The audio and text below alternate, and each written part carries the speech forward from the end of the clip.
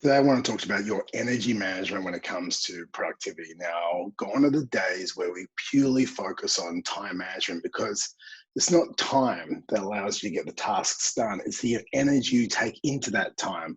Now, our biggest focus with this is optimizing your energy and making sure you're in flow and making sure you're definitely in flow for those crucial 2 hours where you're trying to work on the business and moving it forward in those key project areas. And this is where your energy management kicks in. You are a health professional, you know all about energy, but I'm going to give you a quick reminder on some to-dos and not to-dos for energy management so you can get the biggest bang for your buck when it comes to your work.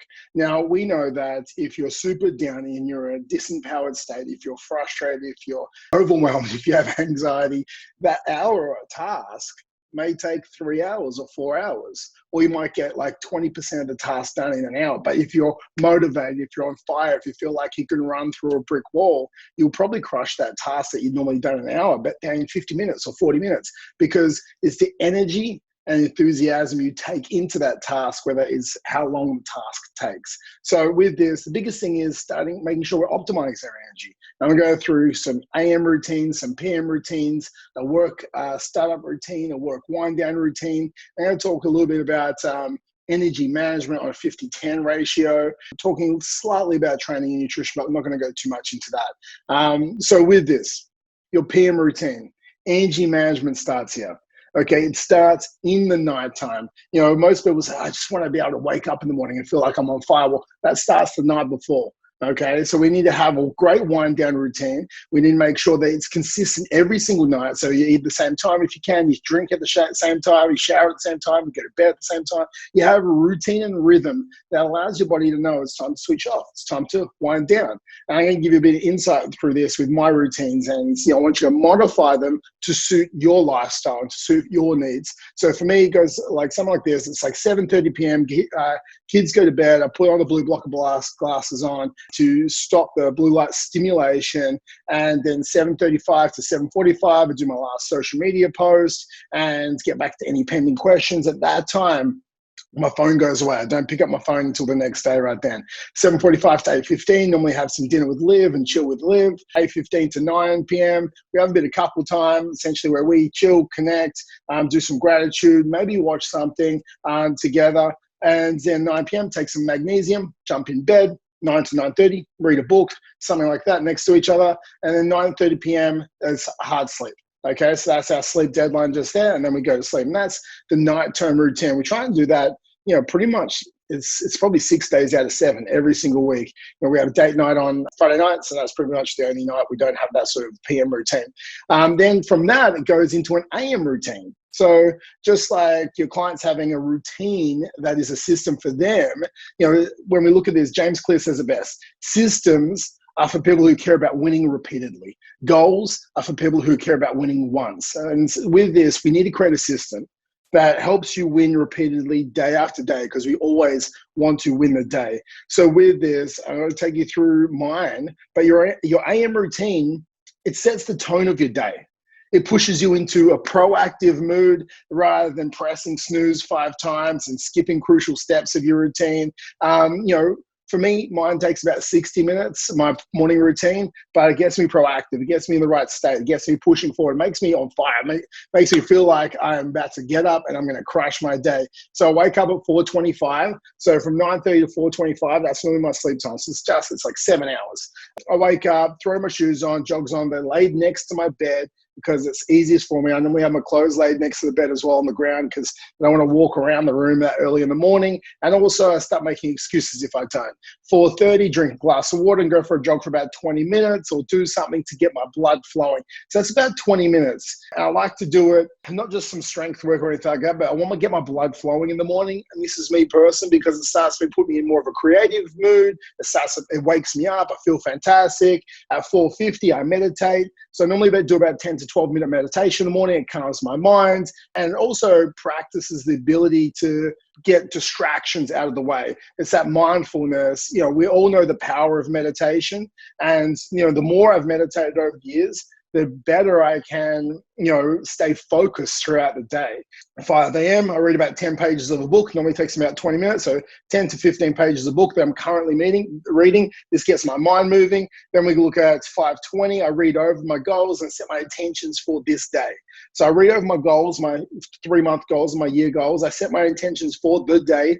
I whoop my day then at 5:25. So that's another video. We talk about the whoop process that you do on a daily basis. And it takes about 5 minutes. And then 5:30, I jump in a cold shower. And I don't do a cold shower for any type of fat loss benefits or anything like that. I just do it for a bit of resilience, a bit of grit, because I do a hard thing first thing in the morning. I never really want to jump in the cold shower, but every single time I do a cold shower, I get out of the cold shower feeling absolutely phenomenal. And it's overcoming an obstacle first thing in the day.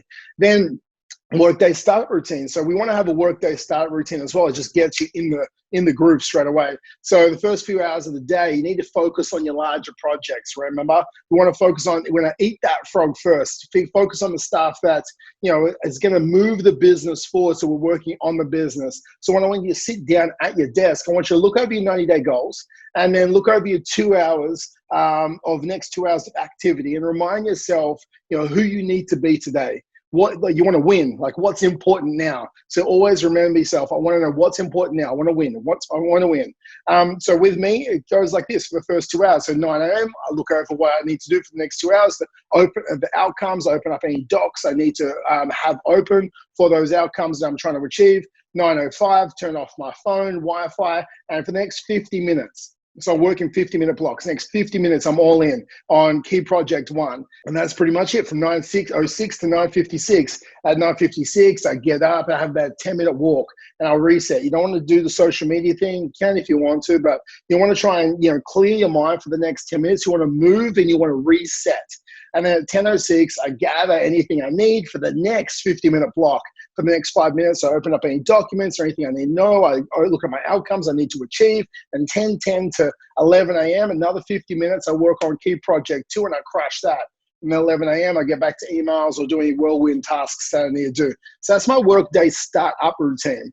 Now I'm looking at my workday wind down routine as well, because we want to try and make sure we're clearing our desks. We're making sure we're setting ourselves up for the next day. So we're not moving into reactive mode when you get in the next day. So you need to shut down for the day. So you're ready to kick off the next day. And a good shutdown routine is just as good as a good start routine. Mine takes about 15 minutes. So when I look at this from like 0 to 5 minutes, it's like look over all the tasks that I did for today, tick off anything I've done, push anything I need delegated to other team members. I defer any tasks to tomorrow that didn't get done today. I look over 3 questions from minutes 6 to 10. What went right today? What went wrong today? And what's my action steps to improve tomorrow? So I look over those 3 questions. I answer those. And for this, it's a quick overview of my day, right? I want to pinpoint key areas that I crushed. And I want to look at anything where I got pushed off my game, maybe emotionally. I got pushed off my game. And then I want to create action steps to go 1% every single day to become better every single day of our lives. And then minutes from 11 to 15, I write up my tomorrow's tasks in my schedule. So I have a physical diary, so I write it out for 5 minutes, and then it's there. So when I wake up in the morning, it's good and done. And that's my workday wind down routine.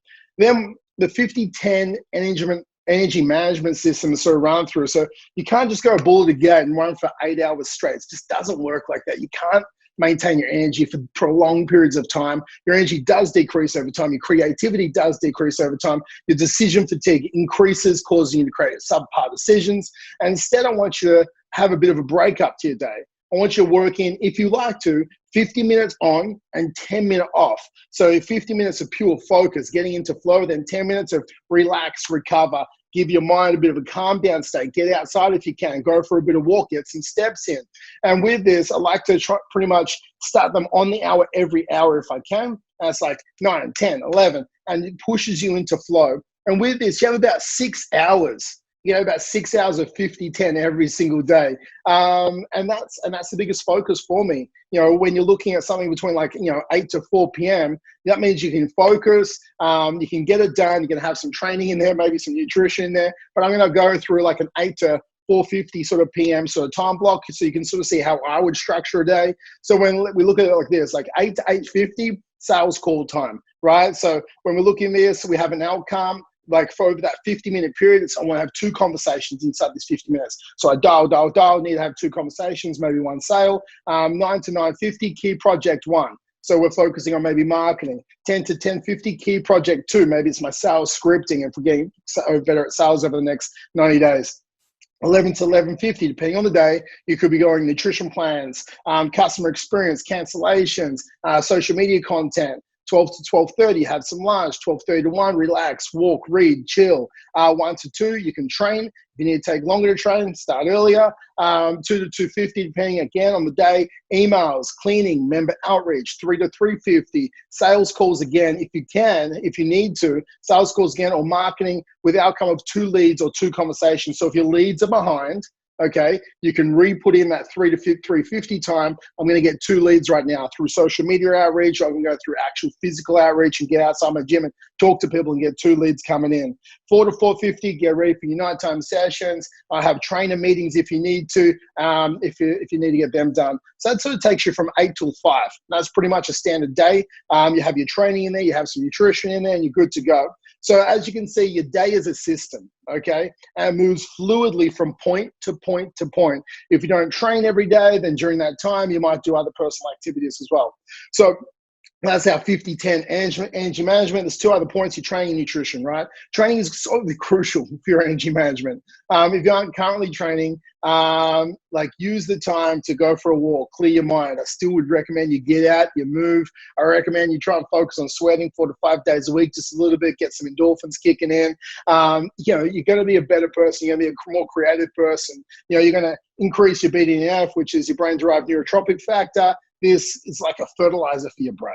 Okay, so if your training increases, it increases your creativity, increases your focus, it increases your energy, your state management.